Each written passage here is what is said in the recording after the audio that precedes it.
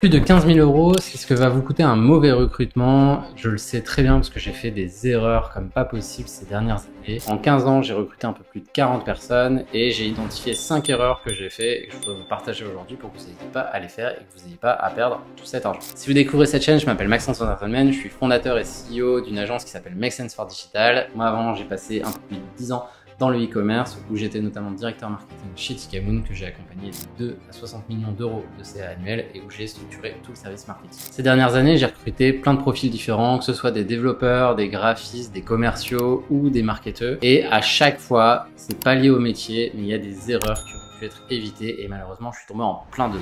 La première erreur que j'ai faite et que je voudrais absolument que vous évitiez, c'est de recruter par défaut. Qu'est-ce que ça veut dire? Ça veut dire recruter parce que vous pensez que vous n'avez pas le choix, vous pensez que vous êtes dans la merde si vous n'allez pas avoir une nouvelle personne dans la team. Et ben, sachez que vous allez sûrement faire des sacrifices et vous allez avoir des œillères sur les candidats que vous allez rencontrer. Vous allez vous dire, il peut pas être si dramatique. Après tout, j'ai vraiment besoin de lui. Et donc, vous allez essayer avec cette personne, sauf que, bien tombé, ça va peut-être être assez dommageable et vous allez passer plus de temps finalement à écoper et à rattraper les erreurs qui peuvent être commises plutôt que d'avoir charbonné, d'avoir fait des heures supplémentaires ou d'avoir payé des heures supplémentaires à votre équipe. Donc ça, c'est la première erreur et moi je m'en suis bien rendu compte, c'était il y a un peu plus de 5 ans. On avait les soldes qui arrivaient et j'avais personne dans ma team en CRM, toute l'équipe était sous l'eau.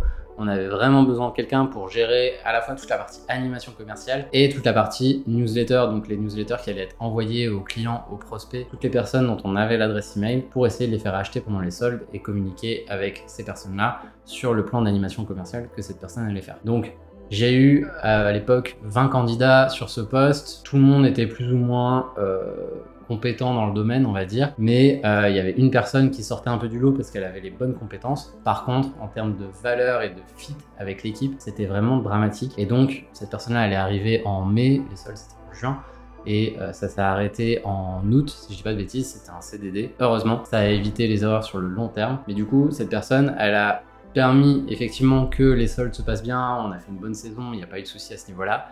Par contre, l'ambiance de merde que ça a mis dans l'équipe et le côté un peu précédent que ça peut créer avec les personnes de l'équipe qui se demandent si on a un bon manager ou pas parce qu'on a fait un choix quand même assez aléatoire, c'est quelque chose que j'ai mis beaucoup de temps à rattraper et finalement, sur le temps passé à onboarder, donc à faire rentrer la personne et le temps qu'elle a permis de dégager à l'équipe, parce que c'était une équipe qui était déjà bien rodée. Donc en fait, si on avait juste travaillé un peu plus tous ensemble, on était déjà 3 à l'époque, si je dis pas de bêtises, si on avait travaillé un peu plus, finalement, est-ce qu'on aurait eu besoin de cette personne-là en plus? Est-ce qu'on n'aurait pas pu attendre finalement la saison suivante ou même le Black Friday, etc.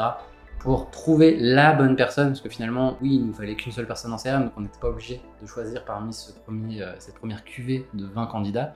On pouvait aller chercher beaucoup plus loin. Donc, est-ce qu'on aurait pu attendre? La réponse est probablement oui, on le saura jamais. Mais du coup, recruter par défaut, c'est vraiment quelque chose que je ne fais plus, que j'essaye de ne plus faire en tout cas, avec cette idée de dire, on est au pied du mur, il faut absolument quelqu'un, peut-être qu'il y a d'autres solutions, peut-être qu'il y a d'autres choses à faire. Aujourd'hui, je penserais beaucoup plus naturellement à des sous-traitants, à aller trouver quelqu'un qui peut peut-être décharger une partie du travail, peut-être sur un point hyper spécifique, pour permettre à d'autres personnes de l'équipe de se concentrer sur la ressource dont on a vraiment besoin. Et donc, ça permettrait de se refocus et d'attendre d'avoir la bonne personne au bon poste. Donc première erreur, recruter par défaut, évitez de le faire. Vraiment, toutes les fois où j'ai vu des personnes se dire il faut absolument que je recrute, je prends le premier venu, ça a jamais marché pour le coup. Et j'ai vu plus d'une dizaine de managers faire la même erreur. Donc je vous en supplie, ne faites pas cette erreur-là, elle peut coûter très cher. La deuxième erreur, et là pour le coup, j'avais enchaîné aussi, parce que c'était dans la foulée de la première, c'est quelqu'un qui a des valeurs qui sont complètement en décalage avec votre équipe. Donc ça peut être quelqu'un de très compétent. Admettons, je reprends mon exemple des 20 personnes auparavant. Là, j'avais eu quelqu'un en graphisme qui était hyper compétent, qui savait créer des newsletters plus vite que son ombre, un peu le Lucky Luke de la newsletter. Par contre, c'était une personne qui était un peu asociale, qui était en marge de l'équipe et qui n'arrivait pas forcément à bien s'intégrer, qui avait toujours son mot à dire, qui était un peu réac sur les bords. Vous voyez probablement le type de personne dont je veux parler. Les gens qui sont jamais contents, ceux qui disent toujours oui mais, assez castrateur, assez prenant finalement dans une équipe. Et donc, oui, on avait quelqu'un qui était très très bon à son poste, qui arrivait à faire des livrables de qualité, ce qui est, vous allez me dire, la chose qu'on lui demande en premier lieu. Oui, mais on n'oublie pas que le boulot, même si vous faites le minimum syndical, vous allez faire du 9h-17h, vous n'allez pas avoir envie de passer votre temps avec des gens qui sont pas cool, pas intéressants, ou en tout cas des gens avec qui c'est douloureux de passer du temps.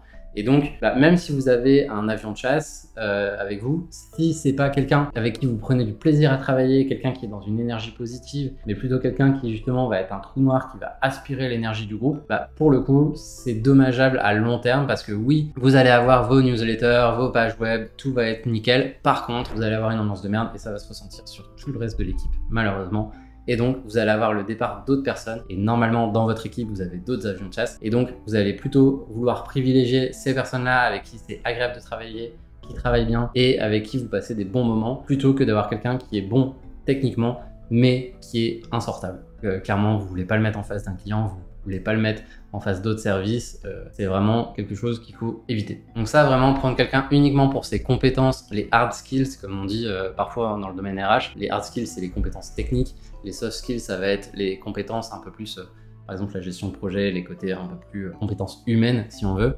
Donc avoir quelqu'un qui est uniquement là pour ses compétences dures, les hard skills, c'est intéressant en termes de productivité, en termes de délivrabilité de votre boîte. Par contre, c'est vraiment un choix qui est très court-termiste, donc évitez ça à tout prix, sauf si c'est quelqu'un que vous allez réussir à isoler ou à embarquer d'une manière ou d'une autre. Mais pour le coup, quand il y a des personnes qui sont fondamentalement en décalage avec vos valeurs, ça peut être très difficile de les ramener vers votre vision. La troisième erreur, elle est un peu plus grave que la deuxième, mais elle est un peu liée, ça va être sur des personnalités toxiques. Donc vous allez parfois avoir quelqu'un qui va chercher tous les moyens pour mettre la merde dans votre équipe. Il y a des personnes qui sont assez nuisibles pour ça. J'ai eu le malheur de rencontrer une de ces personnes. Ça a mis un bazar pas possible dans l'équipe. C'est vraiment très difficile de s'en remettre derrière. Il y a des personnes qui peuvent partir en dépression. Il peut y avoir des cas de harcèlement. Et donc, vous allez avoir ces personnalités-là. Elles sont assez difficiles à voir. On se dit, bah oui, mais en fait, ça se voit bien que c'est quelqu'un qui est complètement filou, qui crache toujours sur le dos de ses collègues, etc. En fait, le point, et je veux pas tomber dans la psychologie de comptoir, mais le point quand vous avez affaire à quelqu'un qui est proche du pervers narcissique, c'est quelque chose qui est hyper difficile à voir parce que c'est fondamentalement vicieux et je sais que c'est des personnes qui ne font pas exprès. C'est vraiment assez difficile, je pense, à vivre au quotidien parce que on le voit de toute façon, il y a des personnes qui font des jumps de boîte, donc qui vont sauter de boîte en boîte, d'entreprise en entreprise assez régulièrement parce que en fait, à partir du moment où le masque tombe, en fait, tout le monde le voit et donc il y a les dominos qui se cassent la gueule les uns après les autres et donc ça casse complètement la dynamique de l'équipe et ça se voit. Il y a des clans qui se créent et moi, j'ai fait l'erreur de recruter une personne comme ça.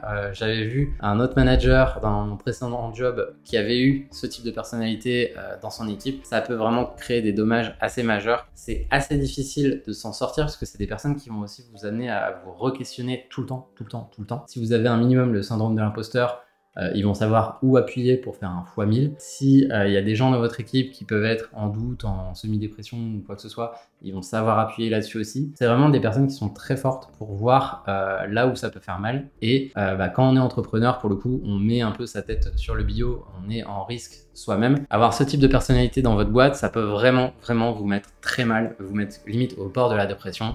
Moi, j'étais à deux doigts limite de me dire ferme ma boîte, je repasse en mode consultant solo. Au moins, j'aurais personne en tant que salarié, je serais pas emmerdé.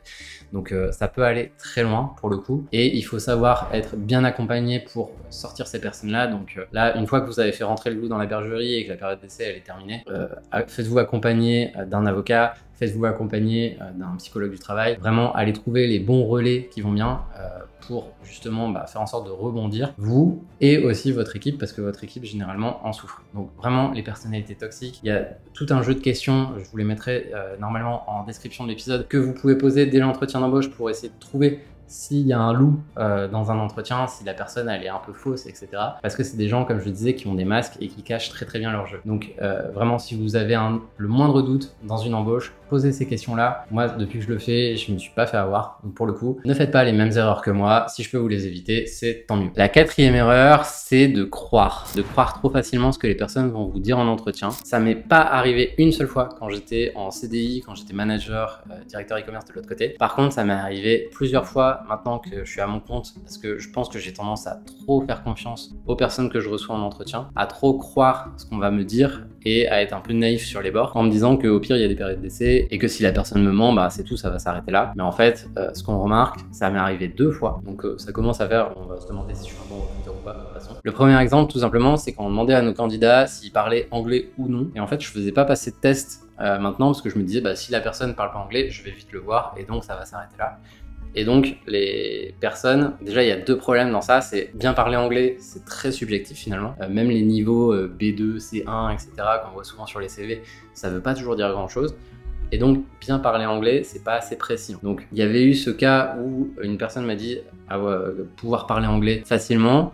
Et en fait, on s'est rendu compte que la personne ne comprenait absolument pas l'anglais technique. Be you.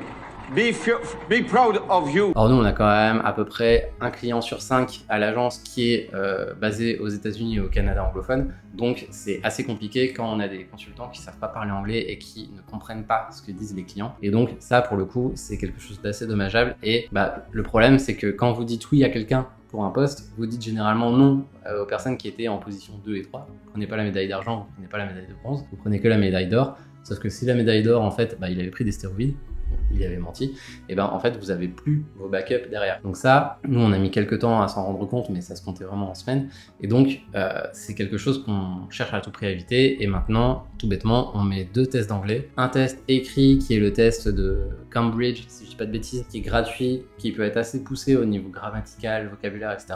Et donc les candidats doivent nous envoyer ce test-là, et pendant les entretiens, on fait un test d'anglais oral avec une conversation en anglais. Ça permet de déminer cette partie-là.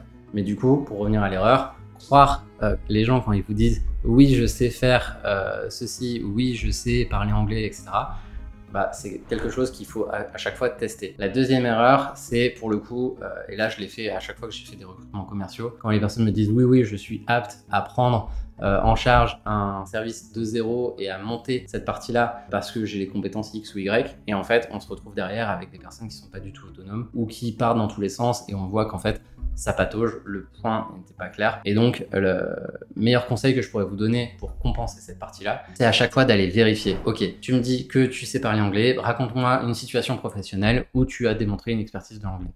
Ok, très bien.